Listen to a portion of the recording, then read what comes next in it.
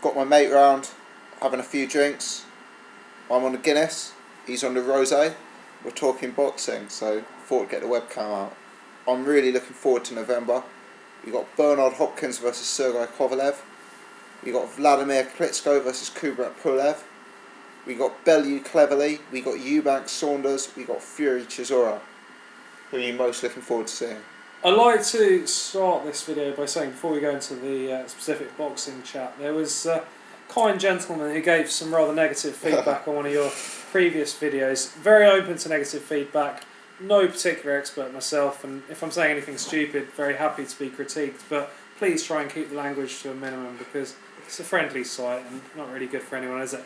No, I'm thick-skinned, it makes me laugh, but if someone's got a problem with the videos we're putting out, I would much rather say, I disagree with you here, or I think you're wrong here, but if you just go, fuck off, yeah. Like, it doesn't really tell me where I'm going wrong, so, no, yeah. Unconstructive. Good to start with the heavyweights chat. I've put on my Muhammad Ali jumper just to sort of get in the spirit of things. Tyson Fury Chisora, shall we start with that one? Yeah, is that the one you're most looking forward to? Really keen on that one myself. Not a fan of Chisora, not a fan of Fury, but do love these sort of British bouts. In terms of who I think might come away with that one, I know the bookie's favourite would be the big lad Tyson Fury.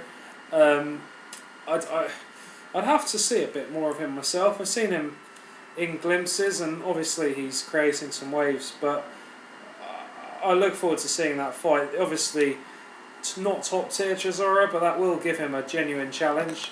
It will give him a test, and if he puts Chisora away, then you know what's to say he couldn't do it at an even higher level. Yeah, I mean Chisora, I agree, isn't top tier, but what he is top tier in terms of BoxRec ratings, in terms of a number of the governing bodies ratings. Yeah, he's beaten a respectable level of opposition. He's been active. He's top tier certainly in that sense. So yeah, I'm rolling with Tyson Fury on that one definitely. I think Fury will have improved since the last fight, and I think Fury takes that one certainly. What I was delighted to see was one of our personal favourite celebrities, Mr. David Price, weighing in the last couple of days. He's very keen to get his name back in amongst the big time and has challenged the winner of that to a bout next year. But I don't know who you'd... Let me tell you, this is what I don't actually get in this one, is David Price is below Fury and Chisora. He isn't in a position where you swan in and fight the winner. That's like... You've got to admire it though, haven't you? You know, that's like... It's Shannon Briggs-esque. Well, that's like Bradley Skeet saying he's going to fight the winner of Khan Brook, isn't it? You know, like, he's not in the position to do that. Funnily enough, I actually think David Price is a harder fight for Tyson Fury than Chisora. Big puncher. Big puncher and big man. Yeah. You know, Fury isn't going to be able to keep him at range with a jab. Fury isn't going to be able to outpower him. I think, you know, David Price is a beatable fighter. I don't view David Price as someone who's going to make a realistic attempt on the world title scene. But he's someone that could cause an upset. This is the thing. You're never going to put your Anthony Joshua, if you've got, or your Hughie Fury, or your prospect, in with David Price, because David Price can knock out any man on this planet. Yeah. Even in a Vladimir Klitschko fight, he's a live underdog, because when you hit as hard as David Price does, you're a live underdog in any fight. Yeah. I'd like to see David Price get in amongst the big time. He's a nice bloke and quite an entertaining fighter.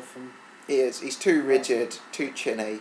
Doesn't have the These stamina. big punches always do sort of hold some appeal there. It keeps you on the edge of your seat in a fight because one big punch obviously can end it with someone of that sort of calibre. Well, at the minute, the big punchers seem to be dominating boxing. We've got Golovkin, we've got Kovalev, we've got Stevenson, we've got Wilder.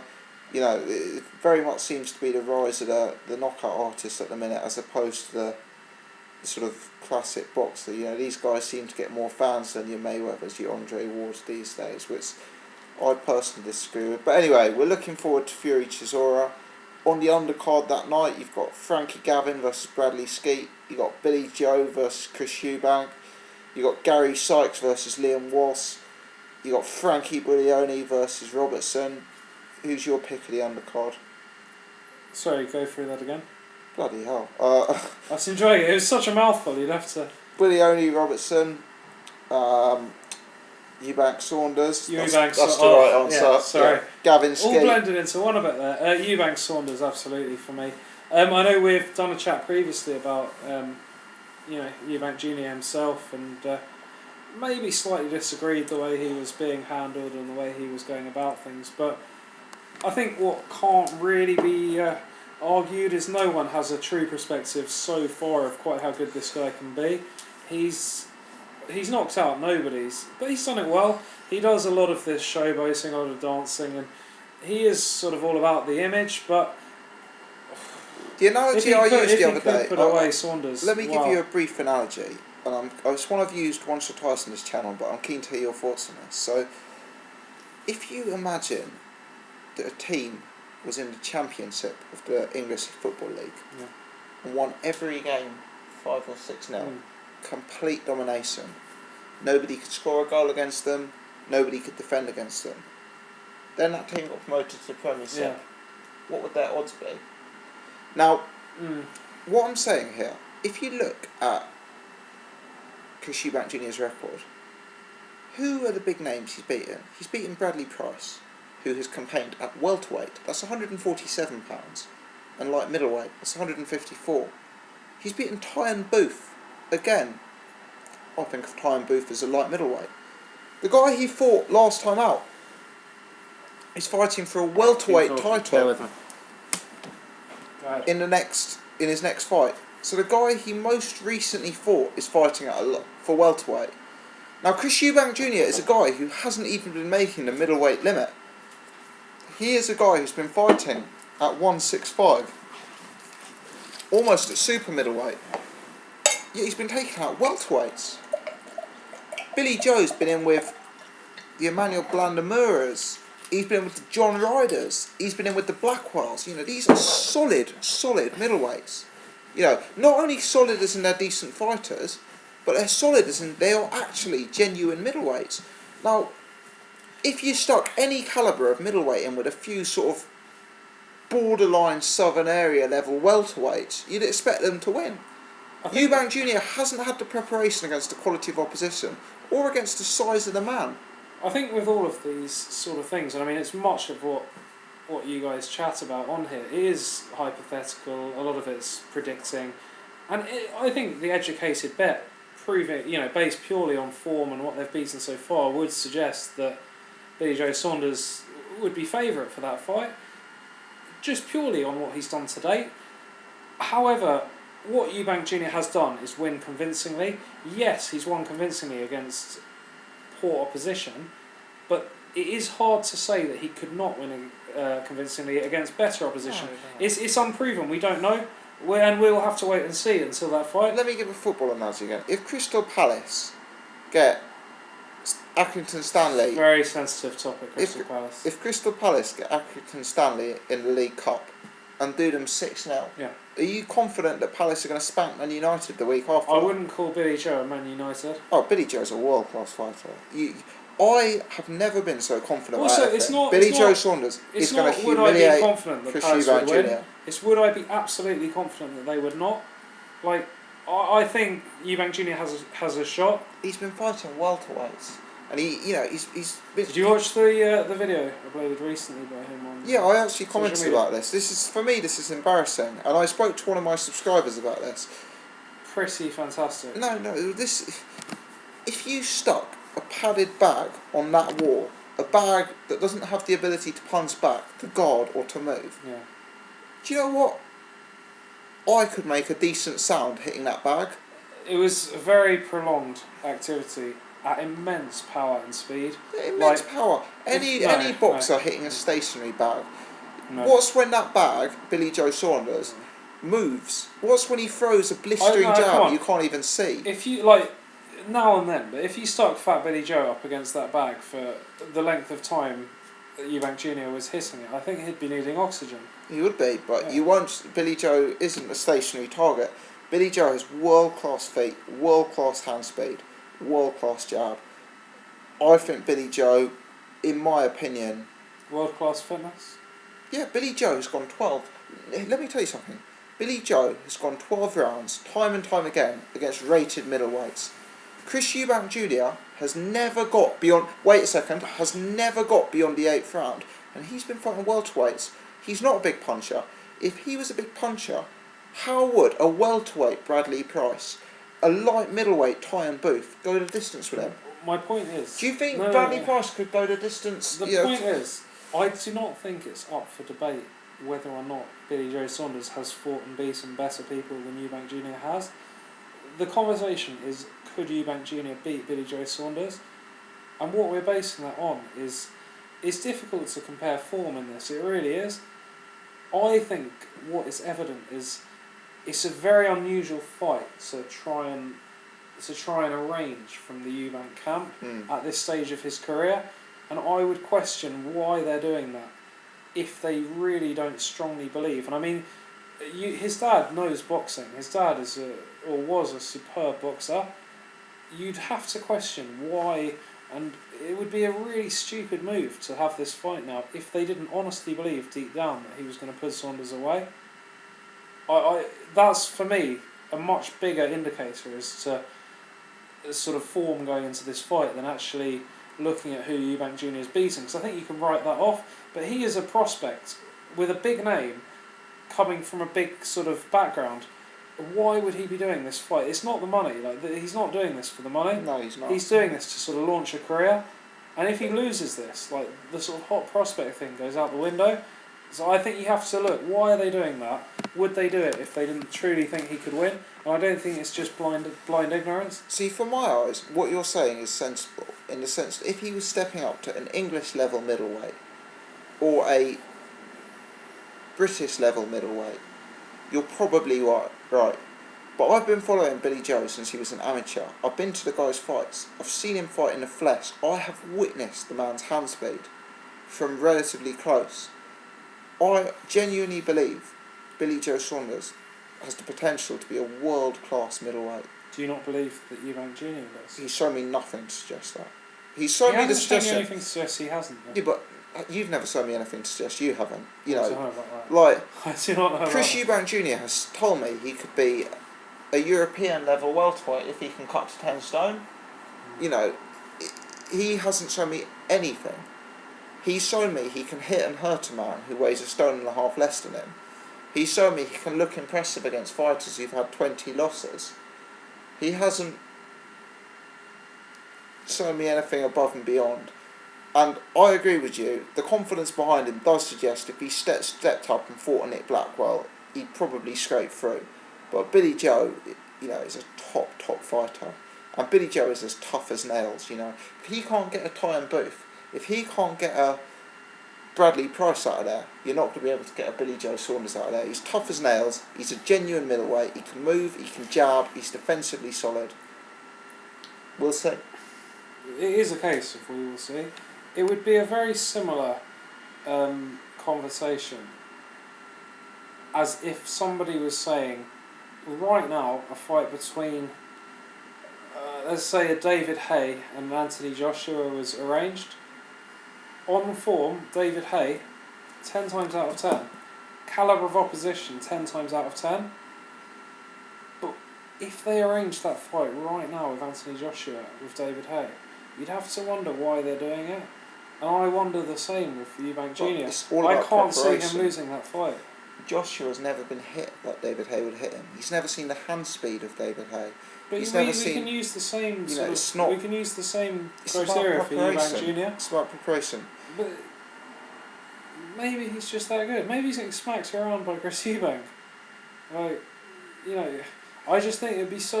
on paper, it's an absurd fight. But I think there's a bit of intelligence behind that sort of camp. So I don't think it can be quite as silly as it appears on paper. The hatred is nonsense as well. They've created this, like, you know, crap that they don't like each other. Yeah. It's a long-standing thing. That's nonsense. Speaking of hatred, Cleverly Belly on ringside tomorrow. Will you be watching that? What do you make of their hatred? Again, like I'm probably mentioned before, I'm very, very cynical with the WWE, WWF nonsense with regards to who hates who, and now and then it will happen. They're really, more so in rematches. Like I believe Groves really got under Froch's skin. This is a rematch, Cleverly Bellew. It is a rematch, yeah. But there was hatred before the first match, wasn't there? Yeah, I think the idea was that the beef came from the fact that Bellew got the fight at very short notice. Yeah. He had to cut all of his weight, overnight. It's like if you look at Bellew's actual supposed issue with Cleverly and vice versa. I mean, the bandana. I'm not a fan of bandanas, I must say. Like, I don't wear a bandana. I may have worn bandanas previously, but not for a while, and I don't like them. And I don't think Tony Bellew likes them either. But to actually have such strong sort of hatred for a piece of headwear is absurd. And I think absurd to the extent that it is unbelievable. I think they're both going to be really up for the fight. It's a massive fight for both of them. And when it comes to it, clearly they'll be sort of going at each other big time. But I don't believe it's quite the sort of bitter rivalry that they bill it to be, no. Yeah, I think the beef isn't just bandana related. I think it's also the fact that after the first fight, it was clearly a tough fight. Cleverly sort of didn't give Bellew the respect. Like, he said it was an easy fight. From my perspective, I've been a Cleverly fan from the beginning. I've seen Cleverly fight all of his televised fights. And I've been to see Cleverly fight live. I've seen him in the flesh. Again, he's like Billy Joe. I remember I went with my brother to watch that fight, and the first thing I said to my brother is, I have never seen a man of this size with hand speed like this.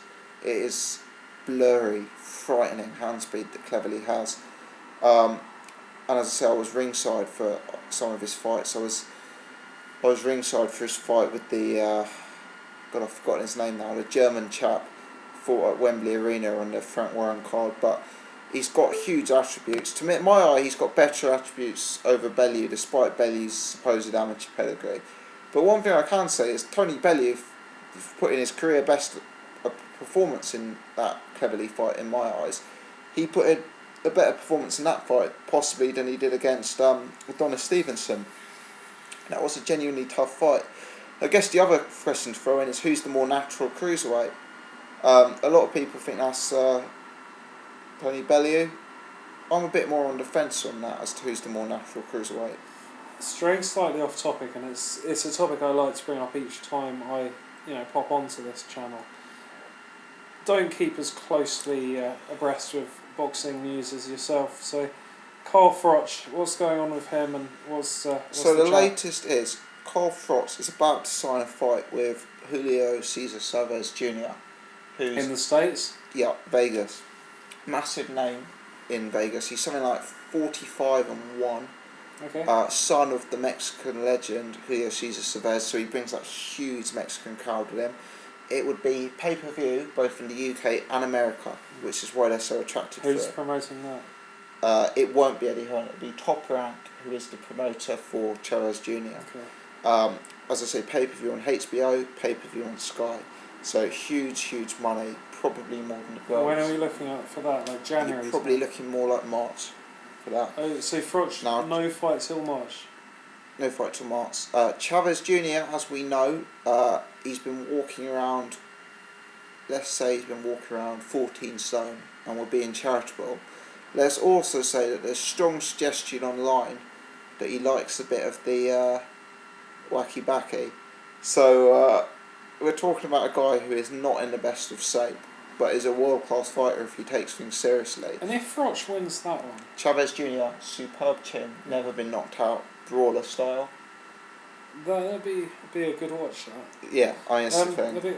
Where would Froch go if he wins that? He sort of says, he's fighting the States, probably call it a day. Do you think he would? Well, where would he go? Like a sort of Kessler send-off? Has that got any appeal after this? I think only to Carl Froch. I'd like to see him fight a light heavyweight once. I know he's a natural super middleweight, but I'd like to see him do that. I think he does beat Chavez. I think he's got to beat him Chavez. Maybe Golovkin, if the middleweight Golovkin stood up. Would that be like a sort of an unnecessary risk? Yeah, I mean Golovkin looks like Froch a beast. hasn't lost, has he? Froch has lost to Kessler and He to Ward. has? Yeah. Okay. Maybe. Well, he's also been in tough fights with Jermaine Taylor, Andre Durrell. He lost to Grove. Oh no, he didn't. Didn't lose to Groves. Well, did, but didn't. That's George Groves. Where's funnily enough, James the Gale and George Groves fighting on the undercard of Cleverly Bellew. Same card, yeah. Did you? I know you saw them on ringside last week. Are you looking forward to seeing those guys back? I watched ringside last week. I can't stand James DeGale. I love James DeGale, but he's thick. Stand him. Yeah. There's 3 good guys came on there. Well, 2 good guys and 1 absolute plank in James DeGale. Yeah, Callum Smith, George Groves, James DeGale. What a child! Like, you got 2 really nice, well, not well spoken, but just they came across really well. Like, good, sensible blokes who are super talented and do a lot of good, I think, for sort of British boxing. It's good to hear these guys. And then you got this absolute muppet, James DeGale, sitting at the end in a tracksuit, like, just chatting nonsense. I'd love to see a Groves DeGale fight sometime soon. Yeah. I'd pay to see that. I'd love to see George Groves hurt him. And when he's hurt him, I'd love to see Callum Smith DeGale. James DeGale's got a chin. He's got a movement. He's got a chin. Look, James DeGale doesn't come across well. He's not educated in the same way that some of the fighters are, but he is certainly isn't. No. His amateur pedigree is second to none, as we know, and I think he's got the skills. But the other fight I want to talk about. So as we know, Joshua is facing Sproch on Cleverly Bellew undercard. Yeah. After that, he is in line on January the 31st to fight Kevin Johnson. For those who don't know, Kevin Johnson has never been stopped. He went the distance with Vitaly Klitschko, he went the distance with Tyson Fury, and he went the distance with Derek Chisora. What do you think about that type of opponent? How old is he? He knocked out Alex Leopai as well. How old is he? The answer to that is I don't know, but I'd guess he's about 35. So not old, not too old. He's on a losing run. He's lost a few, but never been stopped. And as I say, never been knocked out. Went the distance with knocked out Leopai. Yeah. He beat Leopai, and went the distance with Klitschko, Fury, and Chisora. You want to know my thoughts on what would that happen kind with of him opponent against Joshua? My honest thoughts. Elite level defense. This guy, elite chin. I'll be totally honest. I know nothing about this guy. I've never seen him box. My guess. And it is a bold prediction. I imagine Joshua would do a very similar thing to what he did last time. I imagine there'd be a lot of chat that he can't knock this guy out, this guy can't be knocked out. I think Joshua will come in and take him apart. And I think the bandwagon for Joshua will roll on and on. I really think this guy is special, and I think he'll prove it again and again until he gets a proper fight. Because that's I mean, the thing with Kevin Johnson's not coming to win. No. I mean, that's the thing. He's probably lost 5 or 6 fights. He's getting old. He's on a bit of a losing streak. He's coming for the paycheck. I think but this guy is a superb defence. I think Joshua takes him apart. I've never seen him, but I'm so impressed with Joshua. I know you're newer to boxing than I am, but do you think Joshua's looked any more devastating in his first couple of fights than David Price, for example? I think the excitement around Joshua is based on a little bit more than his Olympic gold medal. I think look, it's hard to know, and there's so much of this in boxing, which is a shame. Like, people spend so much time sort of trying to win enough fights to have a credible record and then be in a position to take on a serious fight. Like, I think what people want to see is Joshua against someone decent. This guy, he sounds like he's fine. People want to see Joshua against a Fury, a Chisora, a Hay, a Price, someone that can actually, a proper fight. Yeah. But these fights, because of the money involved and the build-up, and they can't really risk sort of putting these in place until the records are there, which is a shame.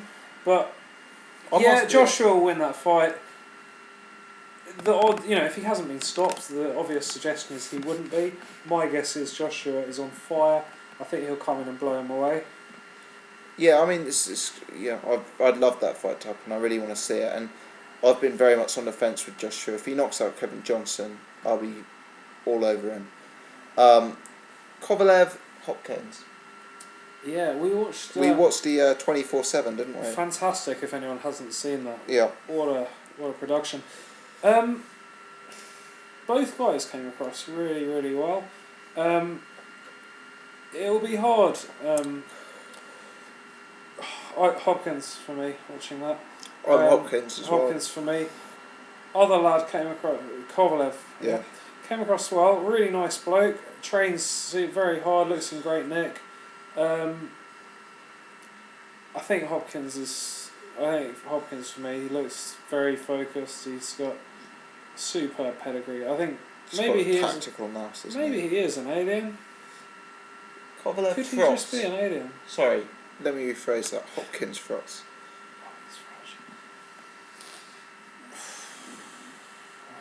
Yeah.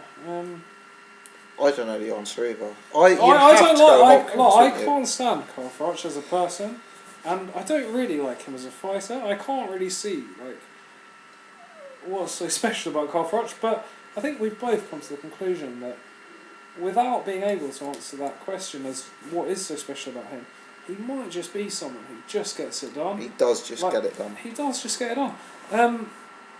What's to say he couldn't just get it done against Bernard Hopkins? Carl Froch wins fights. Like, he's an ugly fighter. He gets hit a fair bit. He's horrible personality, god awful hearing, but terrible hearing. He just wins, and maybe he would beat Hopkins. I don't know. It would be fun to see. That would be a fight in the States that Froch might well enjoy. Yeah, Shannon Briggs. Well, Shannon Briggs is a source of daily entertainment for me. Yeah, we follow him on Twitter. We love it. Yeah. He dominates my Twitter feed daily. There's a lovely picture, a lovely sort of video I caught today of him and a vastly overweight female. Voluptuous. A female in a bikini exploding from the black bikini. I like Shannon Briggs. I didn't watch a lot of Shannon Briggs' previous stuff years back. Looks in great shape now, better shape than he ever did. I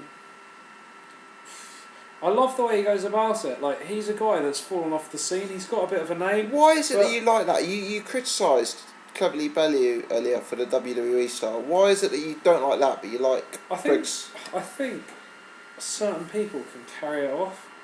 I think that's it, to be honest. Yeah. I truly believe Shannon Briggs is a psycho. Like, I am of the opinion that Shannon Briggs truly believes that he is the greatest fighter ever to be born. I think he believes that. And I find that fantastic. Like, the way he knows deep down that he is not getting a fight with Vladimir Klitschko unless something miraculous happens. And it is happening. Like, he's put so many. I think he'll get it. Yeah, Do you think he'll get it? Yeah, absolutely. He's put so many absurd sort of events and sagas together that he's got under his skin, and I think he'll continue to until that happens. My guess would be sort of mid to late next year. Something will be arranged there. With regards to how good he is as a boxer, again, he's come back and he's blowing nobody's away. Yeah. I think Shannon Briggs needs to avoid any difficult fight. Yeah. Ever. Until he gets a Klitschko fight. Like an orderly fight. He wants to steer clear. Because I think he will get a Klitschko fight. But he won't get a Klitschko fight if he's lost to Audley Harrison. Who'd you fight? You could fight Tyson Fury, for example. A young, 25-year-old man who's a bigger man than you, who can jab you from the other side of the ring. Who's never been stopped. Or you could fight Shannon Briggs, a sort of guy who you can jab his head off all night. Your brother's already smashed up. You'd probably get more money for Shannon Briggs. What I'd also predict is going into the Briggs fight. Like, if you look at it now, Klitschko, overwhelming favourite, like, different level to Shannon Briggs. But my guess is going into the fight, it would be superbly put together, the sort of build up for that. I think Briggs will do it fantastically, providing this happens. Sure. And I think people will go into the fight watching it thinking Briggs has a genuine chance because of the way Briggs markets himself. I think he's phenomenal at that. And there is a lot of this. As you say, why do I like it with some, why don't I like it? Some people just sell themselves fantastically. And Briggs does it better than most. Like, I don't think Tony Bellew or probably Nathan Cleverly do it very well at all. Yeah. I don't believe them. I don't believe it. I mean, there's nothing quite like an American heavyweight, is there? Let's face it. I also believe Shannon Briggs hates Klitschko. I don't think he has a real reason to hate him, but I think he's so dumb and so passionate. He's convinced himself that he hates him. Well, he's got big beef with how the first Klitschko fight ended, hasn't he? He was left in a hospital with no money, intensive care, robbed of his purse, supposedly. Yeah, he's got big beef with that, but we'll see how he gets on. I love Shannon Briggs. Yeah, he's very entertaining. I think if he doesn't get the Klitschko fight, how good would it be to see him in with someone like Tyson Fury? You know, imagine the press conference with Fury Briggs. Could Briggs still be okay though? We're sort of written him off as a bit of Yeah, a joke I mean, with a loud mouth. Could he still win? The only fights? fighter Briggs has lost to in the last, so many years is Klitschko. But could Briggs Hay? Would he be blown away by Hay? Yeah, I think Hayes. Could Briggs compete?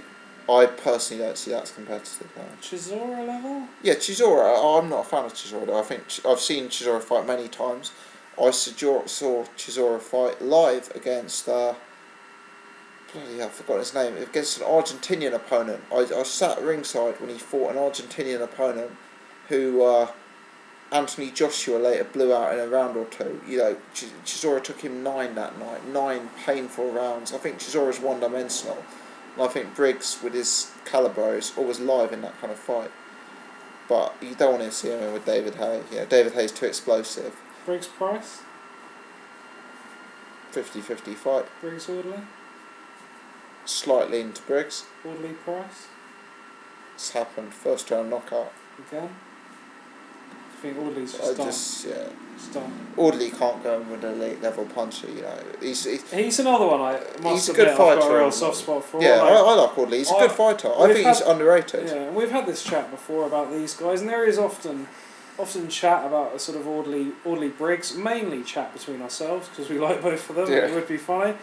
I think both of those guys are in a similar situation in that they're both in need of, or possibly in line for, one big payday, but it may not be soon. They need to sort of engineer that.